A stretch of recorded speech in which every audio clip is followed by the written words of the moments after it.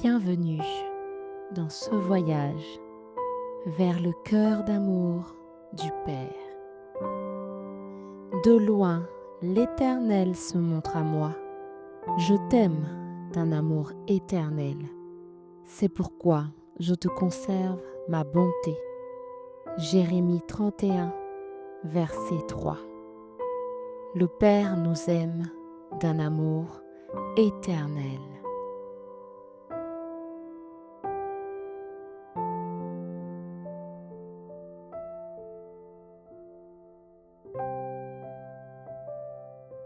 Car tu es bon, Seigneur. Tu pardonnes. Tu es plein d'amour pour tous ceux qui t'invoquent. Psaume 86, le verset 5. Le Seigneur est bon, il pardonne. Il est plein d'amour pour toi qui l'invoques. Psaume 86, verset 5.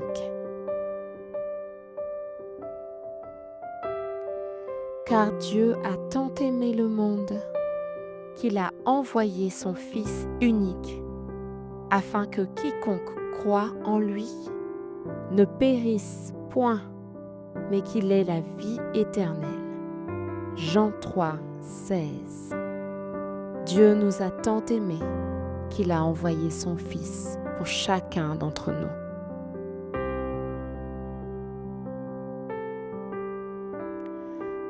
Comme le Père m'a aimé, je vous ai aussi aimé.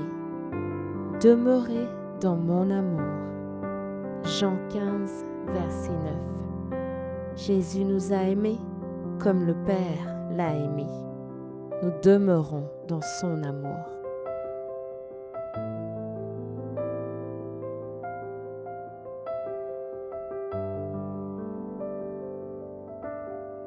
Moi en eux et toi en moi, afin qu'ils soient parfaitement un, et que le monde connaisse que tu m'as envoyé et que tu les as aimés comme tu m'as aimé. Jean 17, verset 23.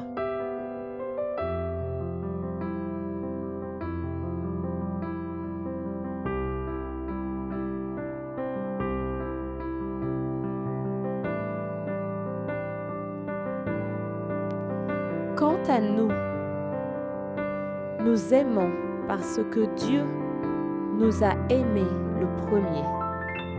1 Jean 4, verset 19. Nous aimons parce que Dieu nous a aimés le premier.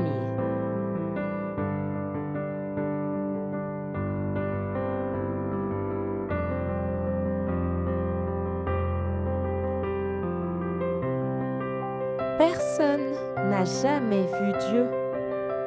Si nous nous aimons les uns les autres, Dieu demeure en nous et son amour est parfait en nous. L'amour de Dieu est parfait en nous. 1 Jean 4, le verset 12.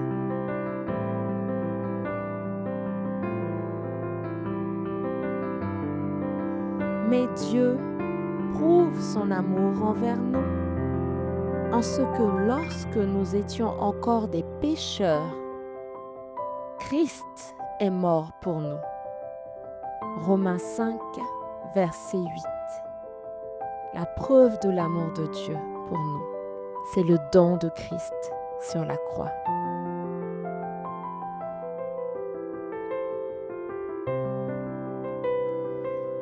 L'amour de Dieu a été manifesté envers nous, en ce que Dieu a envoyé son Fils unique dans le monde, afin que nous vivions par lui. Et cet amour consiste non point en ce que nous avons aimé Dieu, mais en ce qu'il nous a aimés et a envoyé son Fils comme victime expiatoire pour nos péchés. 1 Jean 4, versets 9 à 11.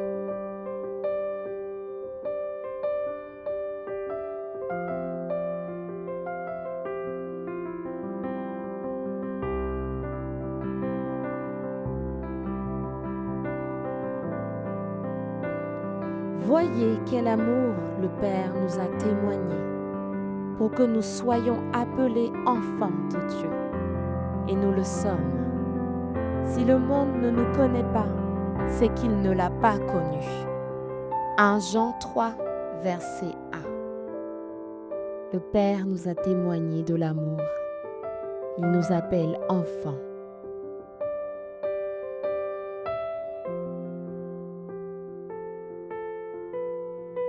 Je serai pour vous un père, et vous serez pour moi des fils et des filles, dit le Seigneur Tout-Puissant.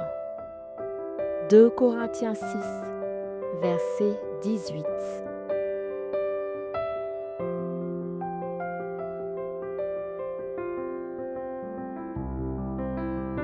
Et nous avons connu l'amour que Dieu a pour nous, et nous y avons cru. Dieu est amour, et celui qui demeure dans l'amour demeure en Dieu, et Dieu demeure en lui. 1 Jean 4, verset 16.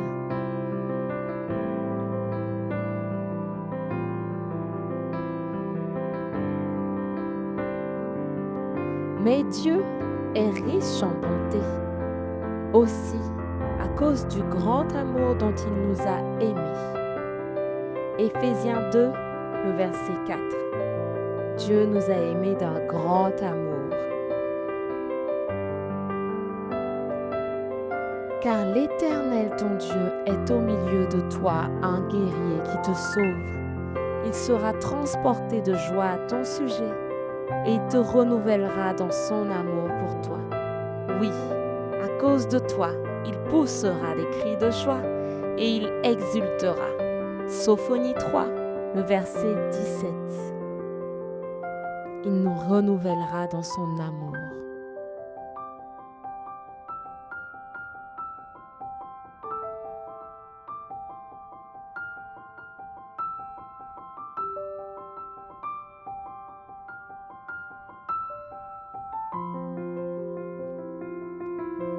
Or l'espérance ne trompe point, parce que l'amour de Dieu est répandu dans nos cœurs par le Saint-Esprit qui nous a été donné. Romains 5, le verset 5.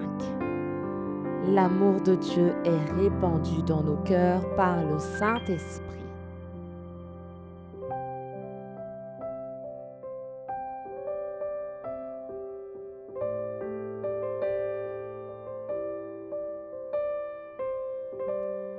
En sorte que Christ habite dans vos cœurs par la foi, afin qu'étant enracinés et fondés dans l'amour, vous puissiez comprendre avec tous les saints quelle est la largeur, la longueur, la profondeur et la hauteur, et connaître l'amour de Christ qui surpasse toute connaissance, en sorte que vous soyez remplis jusqu'à toute la plénitude de Dieu.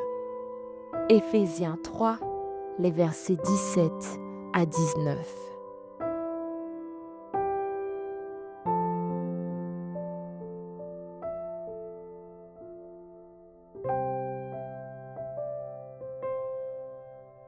Car j'ai l'assurance que ni la mort, ni la vie, ni les anges, ni les dominations, ni les choses présentes, ni les choses à venir, ni les puissances, ni la hauteur, ni la profondeur, ni aucune autre créature ne pourra nous séparer de l'amour de Dieu manifesté en Jésus-Christ, notre Seigneur.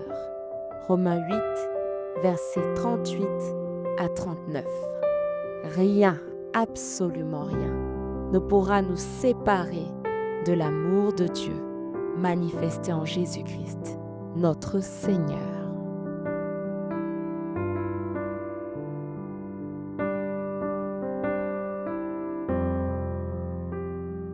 Amen.